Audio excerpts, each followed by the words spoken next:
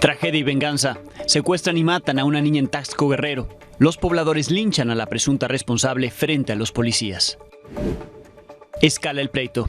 La exfiscal de Guerrero, Sandra Luz Valdovinos, buscó revertir su remoción del cargo con un amparo, argumentando que la gobernadora Evelyn Salgado ordenó matarla o desaparecerla. El juzgado rechazó la medida. Tenemos los documentos. Investigan incendios. Autoridades analizan el origen de las decenas de incendios activos en el país. En el Estado de México hay evidencia de que fueron provocados. El presupuesto federal para combatirlos ha disminuido considerablemente. Guillain-Barré. Sobrevivientes en recuperación que se contagiaron con la bacteria en Tlaxcala narraron a Milenio lo que están enfrentando. La autoridad sanitaria estatal mantiene la alerta, aunque la curva de casos va en descenso.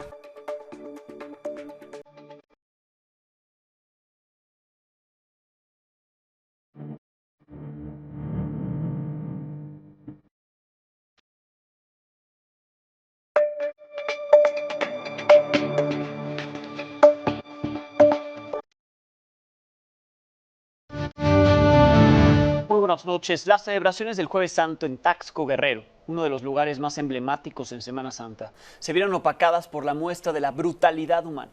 Una tragedia. El secuestro y asesinato de una pequeña de 8 años, se llamaba Camila.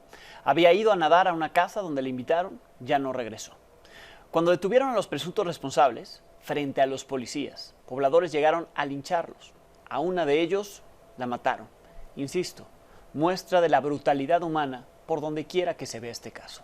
Todavía ayer los turistas y habitantes invitaban a visitar ese pueblo mágico que hasta hace unas semanas estuvo paralizado por la violencia.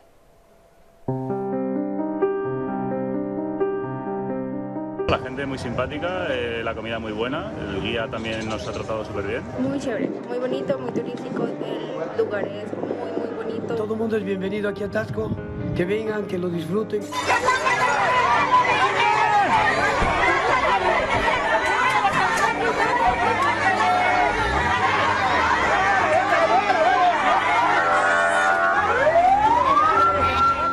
La celebración de la Semana Santa en Taxco se interrumpió debido a la violencia e indignación que generó la muerte de la pequeña Camila Gómez Ortega, de tan solo 8 años. Su cadáver fue encontrado adentro de una bolsa negra alrededor de las 4 de la mañana sobre la carretera Taxco-Cuernavaca, cerca de la caseta de Zacapalaco, en los límites de Guerrero y Morelos.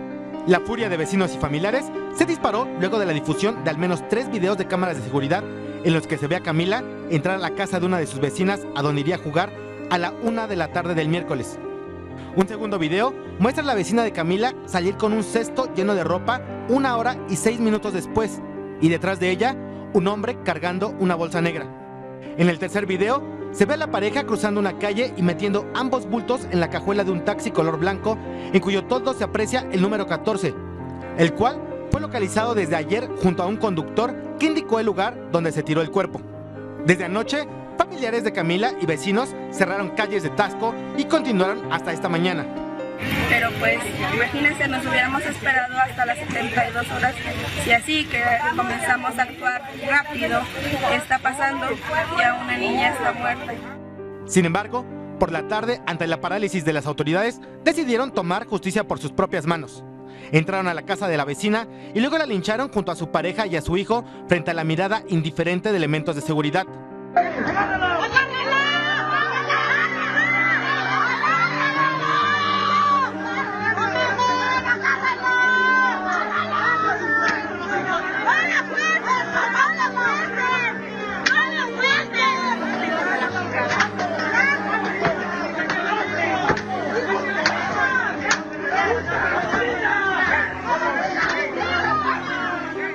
La vecina de Camila fue identificada como Ana Rosa Díaz Aguilar y murió apenas unos minutos después de la golpiza que recibió. Su casa estuvo sitiada por más de 4 horas sin que ninguna autoridad pudiera detenerla o resguardarla. Milenio Noticias. Después del linchamiento, el cuerpo de Camila fue llevado entre aplausos a una funeraria del municipio donde será velada. Los 2 detenidos que sobrevivieron al linchamiento fueron trasladados al hospital de Iguala, donde permanecen resguardados. Apenas unos minutos después del linchamiento, el alcalde de Taxco, Mario Figueroa, emitió un comunicado en el que señaló que desde ayer se mantuvo en comunicación con autoridades estatales para exigirles que atendieran con urgencia el caso que les correspondía, pero no recibió apoyo ni respuesta, eso manifestó el alcalde en su comunicado. Minutos después, el gobierno de Guerrero publicó su propio comunicado. Ahí aseguró que desde el primer momento que supo del caso, se implementó un operativo de la Policía Estatal, del Ejército, de la Guardia Nacional, para la búsqueda de la menor. Ahí mencionaron que la encontraron muerta y aseguraron a los presuntos responsables. 4 horas más tarde, la Fiscalía de Guerrero informó que inició una investigación por el delito de feminicidio por el asesinato de la menor, de Camila, y que estaba en espera de que un juez librara las órdenes de aprehensión contra los presuntos responsables. Además, inició una investigación por el delito de homicidio calificado y lesiones en agravio de Ana N. y 2 hombres, los presuntos secuestradores y asesinos de la menor. Saludo al secretario de Seguridad de Taxco, Guerrero, a Doroteo Eugenio Vázquez. Muy buenas noches. Buenas noches de antemano. Doroteo Eugenio Vázquez, a la orden. Sí, secretario, primero quisiera preguntarle qué autoridad tenía en el momento de la detención la responsabilidad de evitar que lo que ocurrió no ocurriera, el linchamiento de esas personas. Bueno, mire, de antemano yo le comento y le instruí a mi personal para efecto de atender a la mamá, hoy que sabemos que la pequeña se llamaba Camila, a efecto de que fuera atendida y pudiéramos nosotros asesorarle, pero a la vez ella pedía la búsqueda y localización de la menor para efecto de que pues coadyuváramos en esa tarea.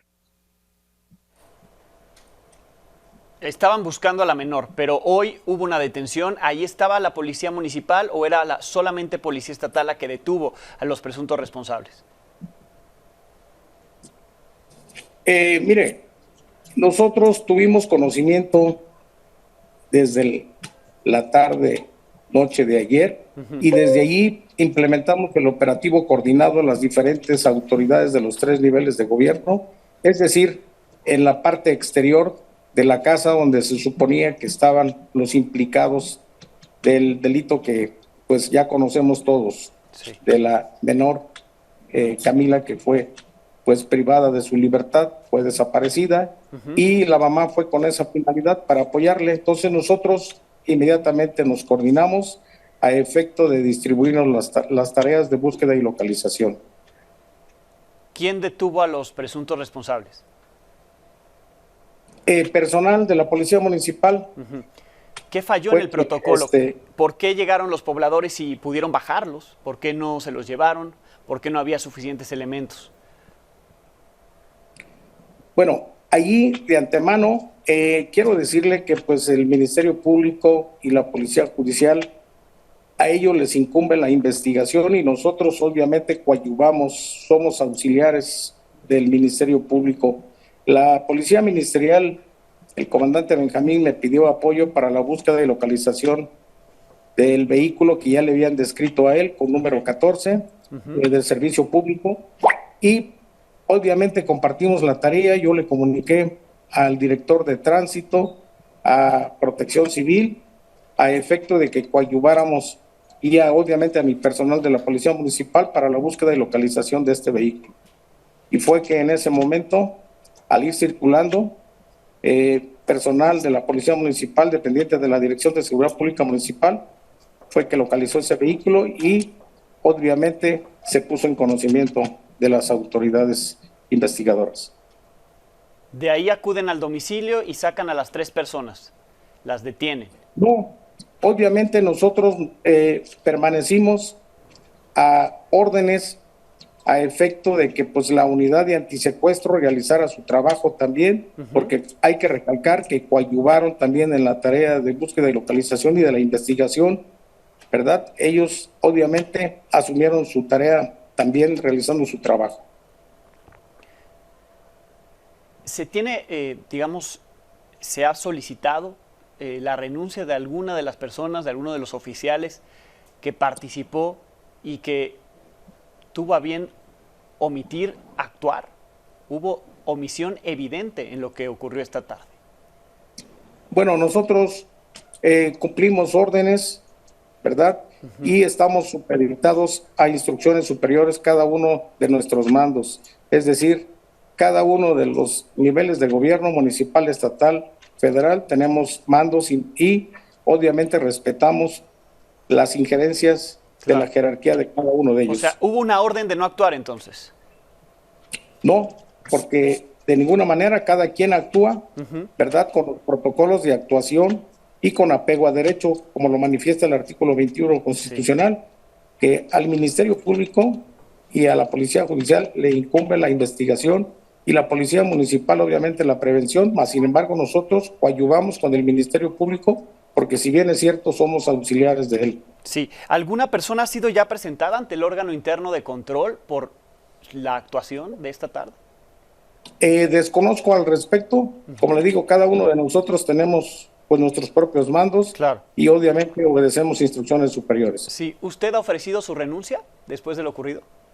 En el momento, si consideran pertinente que yo caigo en una responsabilidad, pues bueno, me someto a ser juzgado, a efecto que nadie debe de estar por encima, ¿verdad?, de la ley. Pero usted Todos no lo considera, no supeditados. considera que haya tenido una responsabilidad en lo ocurrido. Porque mi personal actuó y hizo lo propio.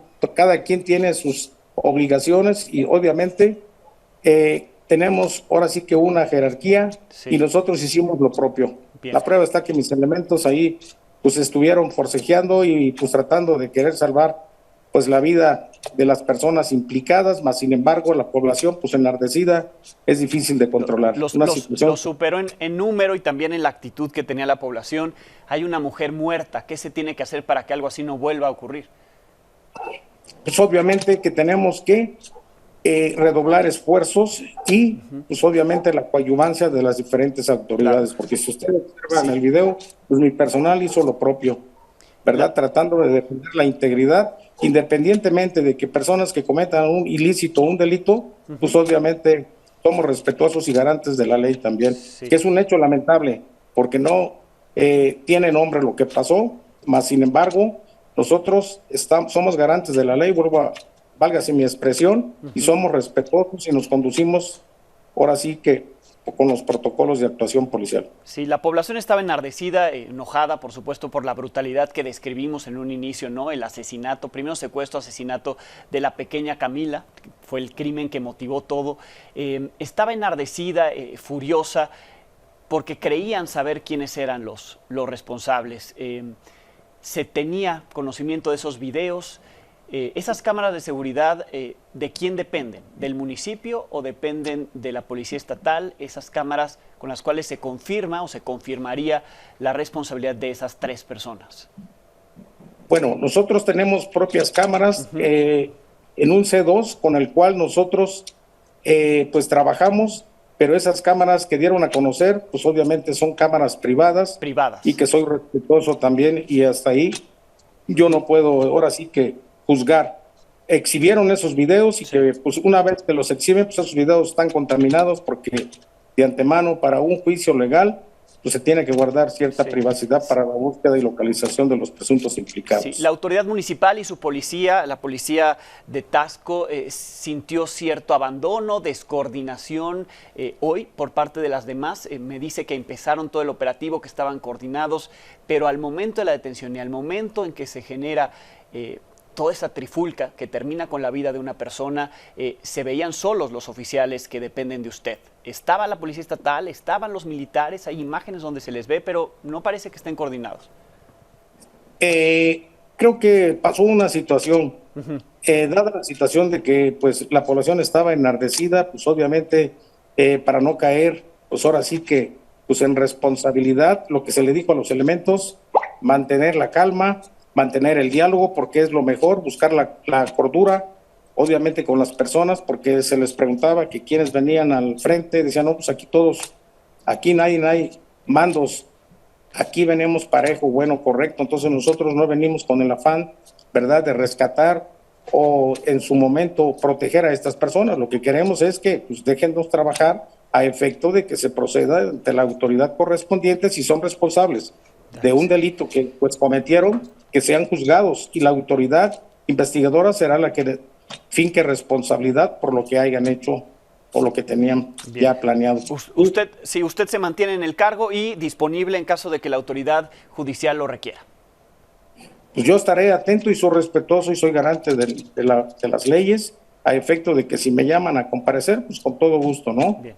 Yo sé que... Sí. Secretario, ¿está garantizada la seguridad en Taxco? Sobre todo porque estamos en Semana Santa y hay turismo por allá.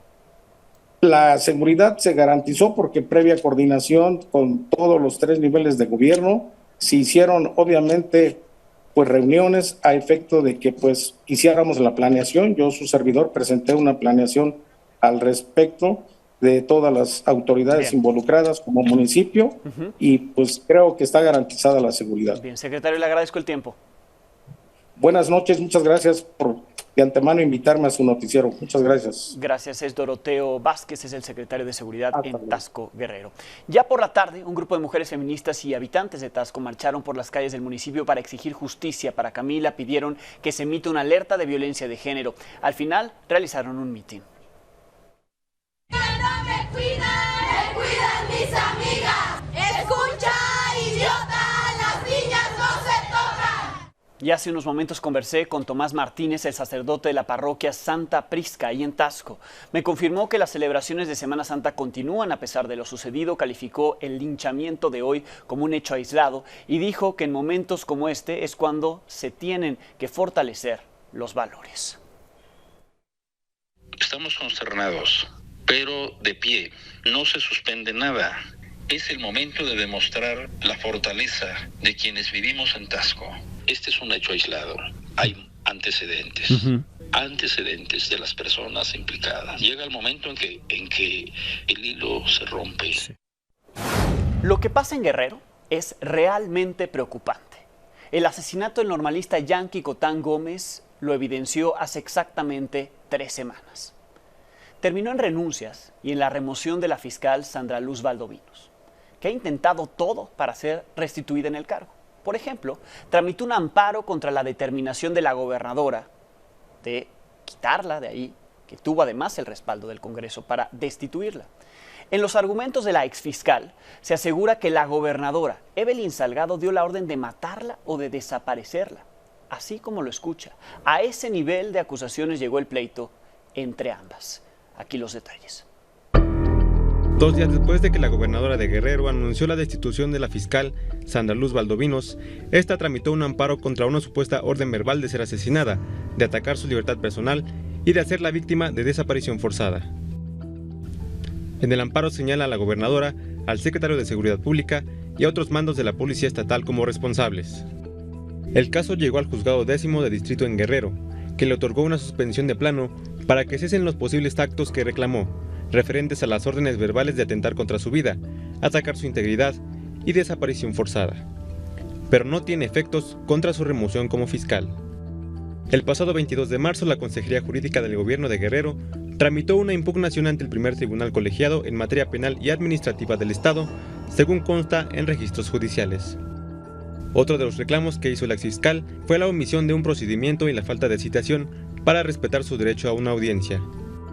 Considera que la decisión de removerla, dada a conocer el 14 de marzo, violó la Constitución del Estado.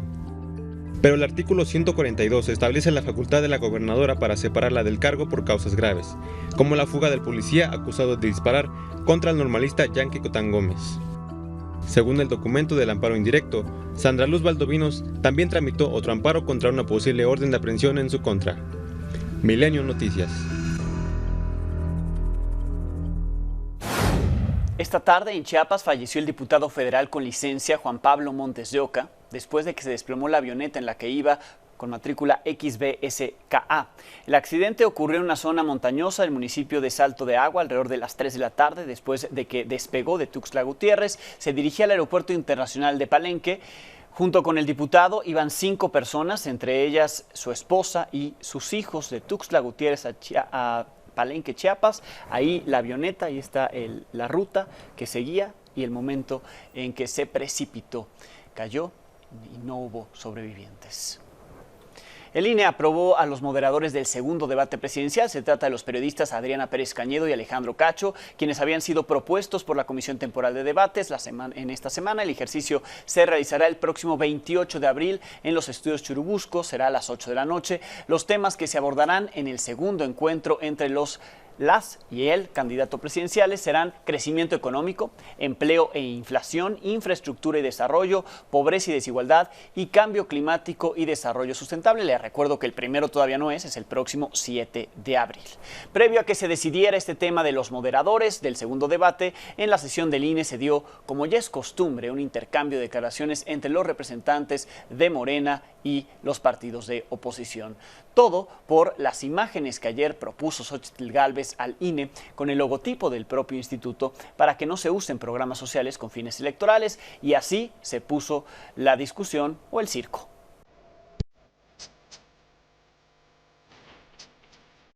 Me parece obvio, pero pregunto, entendería yo que en ningún punto del orden del día está a debate mi persona, porque ayer fue sumamente debatida. En su tremendo egocentrismo, Gerardo Fernández Noroña diga, y ahora no hay ningún punto donde vayan a hablar de mí. Se cree hecho a mano. Se tiene un amor propio inmenso. ¿Qué subida de ladrillo tan grande tiene un personaje de tan baja ralea? Ayer presentamos una queja contra Xóchitl Gálvez que no ha sido atendida por el INE ni por la Comisión de Quejas, por el uso indebido del logotipo del INE. Si quiere que haya alguna aclaración del tema, pues que lo atienda de manera personal, que asista aquí, que pregunte aquí, no virtualmente. El compañero Sergio Gutiérrez Luna hizo un planteamiento de un tema que está sin resolver porque sigue el uso, el plagio del logotipo del INE. La queja que se presentó ayer y los hechos, pues que el área tiene sus tiempos y que hay que ser respetuosos de los tiempos. A esta hora, unas 15 de la tarde, Berta Xóchitl Gálvez Ruiz sigue teniendo la misma utilización del emblema del INE. Cualquiera que tenga tuit puede entrar y verá que ese tuit fue retirado desde anoche a las 11:55 de la noche. Yo no sé si tenga un dispositivo muy viejo y no se le actualice. Estamos afinando la solicitud de un proceso penal, inclusive. Deberían de asesorarlo antes de que se presente aquí a hablar y a decir sandeces y tanta tontería. Ahora lo reto a que de verdad presente la denuncia penal contra Xóchitl Gálvez. Lo quiero ver. Le hace daño juntarse con Bartlett y con los militares. Que mientras el chucho que cuida la casa del PRI y el PAN intervenga, yo no lo respeto en lo más mínimo. Pero en el caso, por ejemplo, el representante Paniaguado, no sé, como decía mi abuela, no sé quién sea ni en qué callejones se espante.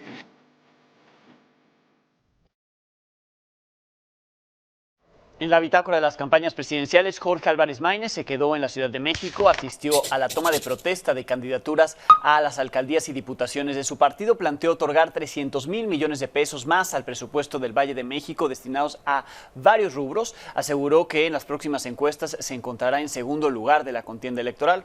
A ver en cuáles. Claudia Sheinbaum no tuvo actividades públicas, pero a sus redes sociales subió videos de sus recorridos por Oaxaca, por Veracruz también, otro donde destaca a manera de infografía lo que hizo en materia de seguridad cuando fue jefa de gobierno de la Ciudad de México, afirmando que se lograron resultados históricos. Xóchitl Gálvez tampoco tuvo actividades públicas, al igual que Sheinbaum subió videos a sus redes sociales, uno sobre la visita de su hija a una cueva afectada por la construcción del Tren Maya y otro más en donde le pide nuevamente al presidente de Argentina, Javier Milei, que respete al presidente López Obrador. Tengo números muy positivos de las encuestas recientes que estamos levantando nosotros. Les podría decir que vamos a rebasar pronto a la candidata del PRI. 58% de reducción de todos los delitos de alto impacto. ¿Cómo lo hicimos? Con la construcción integral de una estrategia que consta de 4, que la paz se debe construir día con día. Que un ignorante como López Obrador hable mal de mí, me enaltece. No le permito al presidente Milei que hable mal de Andrés Manuel López Obrador. De ese me encargo yo. El presidente López Obrador también tuvo actividades privadas, pero contestó en Twitter a Javier Milei. En su cuenta de X afirmó que el presidente argentino tiene razón de llamarlo así, pues dijo no comprender cómo los argentinos, siendo tan inteligentes, votaron por él, que desprecia al pueblo y acusó al Papa Francisco de ser representante del maligno en la tierra. En la publicación del presidente López Obrador también envió un abrazo al presidente de Colombia, Gustavo Petro, a quien Milei llamó asesino terrorista en la misma entrevista con CNN en la que criticó al presidente mexicano. Petro, por cierto, agradeció a López Obrador el gesto, dijo que hoy el pueblo argentino sufre y la pobreza aumenta y que a pesar de los insultos debe preservar el proyecto de la unidad de América Latina y del Caribe, pero Colombia, eso sí, ya llamó a sus embajadores a sacar a su embajador de Argentina y que no haya embajador de Argentina en Colombia. Así, acciones diplomáticas ante la declaración de Milei. En Tlaxcala sigue la alerta por síndrome de Guillain-Barré, por el que han muerto ya 3 personas. Ana Laura Vázquez logró hablar con algunos de los sobrevivientes y esta es la historia. Al tercer día perdí la movilidad en las extremidades. Entré al hospital sin poder moverme ni caminar. Ahorita ya camino. Y ya cuando me dio más fuerte, me dio una tarde, estaba limpiándome mis frijoles y sentía que las manos se me habían dormido. Pero todavía puse mi café. Al otro día sí me levanté de la cama, pero ya no pude caminar. Me desvanecí. Estas son las voces de 2 sobrevivientes del síndrome de Guillain-Barré. En menos de 3 días colapsó su sistema nervioso, perdieron la movilidad y el habla por esta rara enfermedad. El 5 de marzo, la Secretaría de Salud de Tlaxcala declaró una alerta epidemiológica local. El riesgo de una alerta es en base al aumento de casos, que tuvimos 11 casos en las semanas pasadas. Actualmente cerramos con 6 casos la semana número 12, epidemiológicamente hablando, y lo cual estamos en una curva de descenso de casos. En Tlaxcala han muerto 3 pacientes y se reportan 76 casos acumulados. A los sobrevivientes les ha cambiado la vida. Este joven de 23 años, recién graduado como ingeniero en sistemas automotrices, interrumpió sus planes profesionales. Por eso no pude asistir a mi graduación. Sí, ya tenía unos planes, unos pequeños proyectos por iniciar y por eso los tuve que posponer.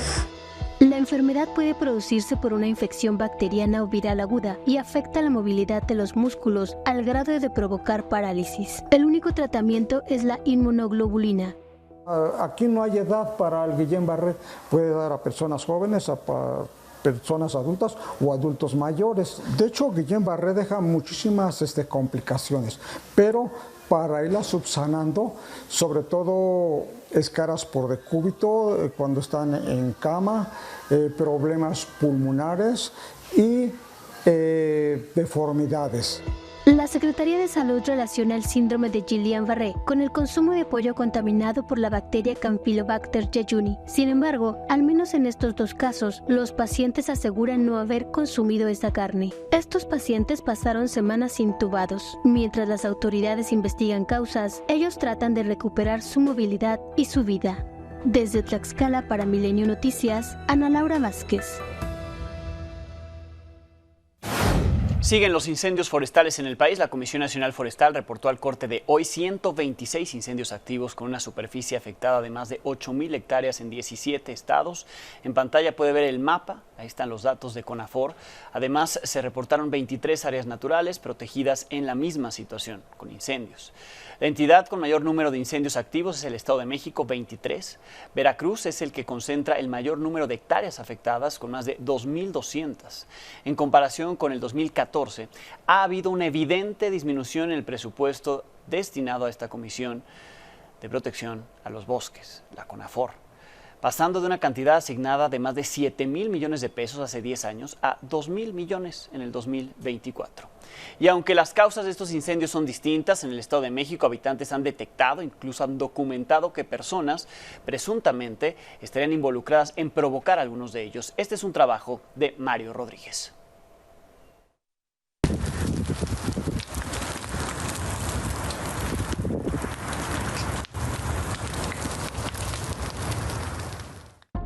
Las causas de los incendios forestales son varias, pero en el Estado de México han sido identificadas 3 personas que aparentemente estarían relacionadas, es decir, pudieron ser provocados.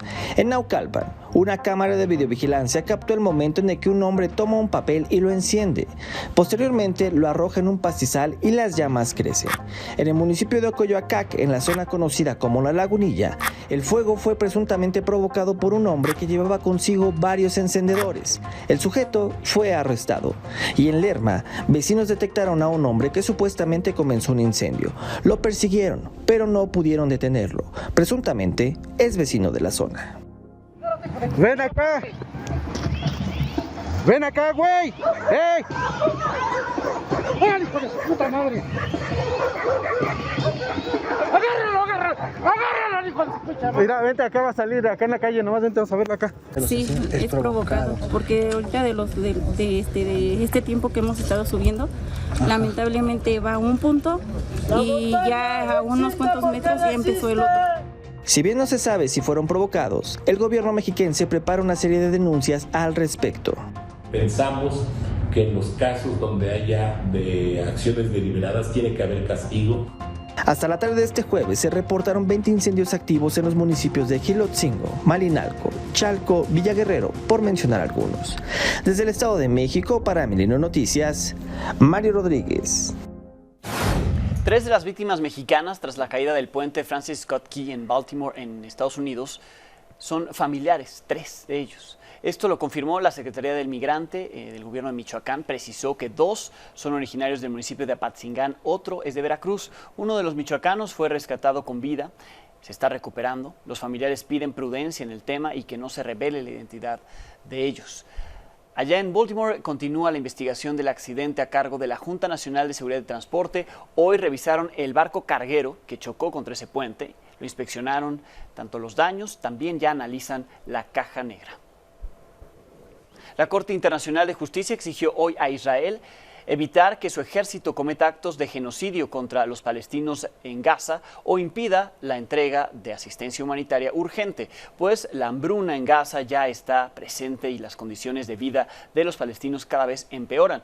En medio de la emergencia, el presidente de la Autoridad Palestina, Mahmoud Abbas, aprobó una nueva composición del gobierno que tendrá como prioridad atender la situación en la Franja de Gaza, un plan para aumentar el acceso de ayuda humanitaria y la reconstrucción del enclave. Me acompaña Marwan Sotoantaki, colaborador de Milenio, para hablar precisamente de lo que ocurre con este conflicto a 6 meses de esta etapa del conflicto. 6 meses de este nuevo episodio, del nuevo capítulo. ¿No? Sí. ¿Qué avances hay? A ver, se mezclan varias cosas esta misma semana. Arrancamos con la resolución del Consejo de Seguridad de Naciones Unidas, primera resolución que pasa en el Consejo pidiendo un cese al fuego, después de que Estados Unidos decide abstenerse en lugar de ejercer su derecho a veto, como había ocurrido en las otras ocasiones, o como también lo han hecho también China y Rusia, ¿no? Primer caso. Después de eso, la reacción israelí, que fue primero de condena de rechazo, Netanyahu daba por hecho que en todo el tiempo Estados Unidos estaría respaldándolo con este derecho de veto. A partir de eso llama a retirar una reunión que ya se ha dicho que estaría agenda de vuelta, en la que estarían miembros del gabinete con gente de la Casa Blanca, pero eso ocurre de forma muy curiosa, porque ocurre mientras Yoav Gallant, el secretario de Defensa, se encontraba en Washington, dando la impresión que tampoco hay una comunicación muy clara. Gallant estaba, algo cuando ya está ahí, cuando está la otra reunión, Gallant estaba con él, el secretario de Defensa de Estados Unidos, viendo justamente la situación en Gaza. Entonces da la sensación que hay por un lado un gobierno de Netanyahu, un gobierno donde el gabinete de guerra no se hablan todos entre sí, donde Gallant no se habla con Ben-Gvir, donde los distintos ministros, que son los que en cierta forma también conducen las acciones que hemos visto desde hace 6 meses después de los atentados de Hamas, tampoco necesariamente están sabiendo qué hacer entre ellos, como tampoco Estados Unidos da la impresión qué hacer entre ellos. ¿Por qué? Porque por un lado, sí es como lo dijo el mismo secretario de Defensa justo en una reunión con Gallant, las víctimas, el número de víctimas ya excedió lo que alguien podía imaginar. Al día siguiente, la relatora para la situación de derechos humanos en Palestina, Francesca Albanese, a quien se le ha criticado mucho y podría uno no estar de acuerdo con ella, pero muestra cómo hay 3 posibles escenarios de lo que ella considera una plausibilidad de genocidio y al mismo tiempo vemos lo que estabas diciendo ahora, ¿no? Cómo la Corte de Justicia Internacional hace un nuevo llamado a que Israel permita la entrada de ayuda humanitaria y que evite las condiciones que hemos visto, porque en el fallo anterior la respuesta fue nula. Sí. Entonces resulta que el nuevo escenario, ¿qué es lo que ha pasado? Que vemos quizá la parte más complicada del fracaso absoluto de derecho internacional. Después de la resolución no pasa nada. No pasa nada. Lo que están diciendo. Porque después de lo primero que se dijo por parte de la Corte de Justicia no sucedió nada, por eso viene este segundo, porque después de la resolución por parte del Consejo de Seguridad de Naciones Unidas vinieron incluso interpretaciones que ya son absurdas, ¿no? Entonces, pero no son vinculantes. No, claro que son vinculantes. Claro. Todas las resoluciones del Consejo de Seguridad son vinculantes porque es desde ellas es lo que hace la ley, de ellas se compone el derecho internacional. Por definición no pueden no ser vinculantes. Eso no quiere decir que se vaya a hacer algo, como está claro, no se ha hecho, y provocará que el Consejo de Seguridad se tenga que volver a reunir para saber qué hacer en este escenario donde no importa lo que diga la Corte de Justicia, no importa lo que diga el Consejo de Seguridad, la operación sigue, al mismo tiempo que también siguen los rehenes que están retenidos en manos de Hamás. Claro. Pese a que Netanyahu diga que son su mayor importancia y tal, no hay hechos que lleven a ello, a tal punto que hay un grupo de familias de estos mismos rehenes que le entregaron en estos mismos días a Biden una carta pidiéndole que interceda para poder liberar a los rehenes, porque no hay ningún escenario en la operación de Rafah que vino justo a las horas de la misma resolución del Consejo de Seguridad de Naciones Unidas, a pesar de que Biden y demás miembros de la comunidad internacional decían, Rafah es una línea roja, Rafah no se puede entrar, hay 1 millón y cacho de habitantes que ya no es que estemos en un riesgo inminente de hambruna, la hambruna ya está ahí. Claro. Ya está ahí. Rafah, lo mencionas y preocupa porque hicieron todo para que la población de la Franja de Gaza fuera hacia el sur, ¿no? Sí. Y parecía el único punto por donde podía entrar la ayuda humanitaria a través de Egipto, ¿no? Hacia el lado de Rafah, de la Franja de Gaza. Atacar esa zona es brutal para los que están ahí. Es brutal porque no hay ninguna ruta de escape, porque no hay ninguna ruta de escape y al mismo tiempo se ven ciertas opciones para entregar ayuda humanitaria que tampoco están resolviendo su situación. Los distintos envíos, los envíos aéreos sobre todo, también. Los envíos aéreos donde la ayuda cae, mucha de ella cae al mar, entonces la gente obviamente a la desesperación se lanza generando caos en un escenario de falta absoluta de gobierno, donde al mismo tiempo se está pensando en ver cómo se puede generar algún tipo de traspaso de ayuda desde los puertos, solamente que son puertos que tampoco tienen ningún tipo de control que les permitiese acceder a ella de forma real. Y sí, efectivamente, afuera de Rafah, hacia el norte del país, hay una franja totalmente dividida por las fuerzas israelíes, y luego está el escenario político, que es lo que decías justo con los cambios de gabinete de Mahmoud Abbas. Cambios de gabinete que también tienen otro problema, porque si bien hay muchos de estos nuevos miembros del gabinete que son gazatíes, muchos de ellos son gazatíes, ¿no? No se sabe tampoco cuál es su situación, no sabe dónde están y sobre todo tampoco se transforman en interlocutores entre las distintas partes. Ha habido al mismo tiempo que todo esto que decimos, ha habido los distintos rechazos a las negociaciones, por ejemplo, en Qatar para la entrega y el intercambio de rehenes contra números de prisioneros, y ahí hay un juego de poderes que está olvidando lo que pasa con la gente, ¿no? Por un lado, Hamás exige dentro de sus condiciones la liberación de Marwan Barghouti.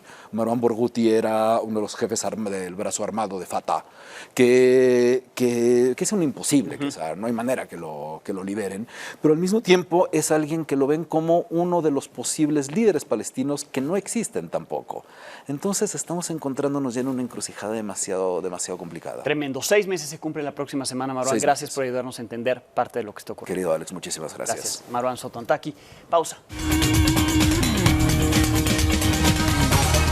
Reapareció Dani Alves, Minel Taide. Buenas noches. Así es, muy buena noche, Alex. Bien lo dices, reaparece Dani Alves. Este tema tuvo su primer comparecencia el día de hoy ante la audiencia de Barcelona. Por supuesto, ya sabemos que el lunes pasado quedó en libertad provisional después de pagar 1 millón de euros como parte de todo el proceso en lo que se revisa, obviamente, los últimos detalles de su caso. Y también recordemos, Alex, que fue sentenciado a 4 años, 6 meses de prisión. Sin embargo, por el momento, esta libertad libertad provisional pues depende de varios detalles. Ya lo decíamos, paga este 1 millón de euros. Y bueno, el día de hoy estamos viendo estas imágenes justamente cuando va a la audiencia de Barcelona y se le han hecho muchos señalamientos justo a Dani Alves. Ha sido blanco de varias críticas, ¿no? Por todo lo que está ocurriendo, por esta sentencia que le dan por violar a una joven hace justamente pues prácticamente año y medio, Alex, de todo este caso. Y vamos a ver parte de lo que ocurrió a su salida porque, bueno, la gente lo sigue juzgando, le sigue gritando de todo. Esto sucedió. Albey, es mucho dinero, ¿no? Para violar. Es dinero para violar, ¿no? Y para pagar. Bien, ¿eh? Qué bien vestido vas, cabrón. En Brasil te matan rápido, no te flipes, desgraciado. Tú ven, tú pon, ¿no? Te reviento el corazón, desgraciado. ¿Estás tranquilo? Muy tranquilo. ¿Tranquilo? Hay que matarlo a ese desgraciado. ¿Qué tal te sienta la libertad? No solo paga dinero para violar a las mujeres. Bien, pues ahí está, él ya fue juzgado. Exactamente, incluso Alex, en Brasil, pues una activista está pidiendo que se quite la estatua que se tiene de Dani Alves, ¿no? En su ciudad natal, porque dice, pues no se puede aplaudir o no se puede enaltecer un caso como el de Dani Alves, así es que pues hasta severamente juzgado también por la sociedad y bueno, este tema y este caso aún tiene varios datos y por supuesto la resolución final la estaremos platicando aquí. Perfecto, Mine, muchísimas gracias. Muy buena noche. Y gracias a ustedes por habernos acompañado. Mañana tendremos algo nuevo que contarle a las 22 horas.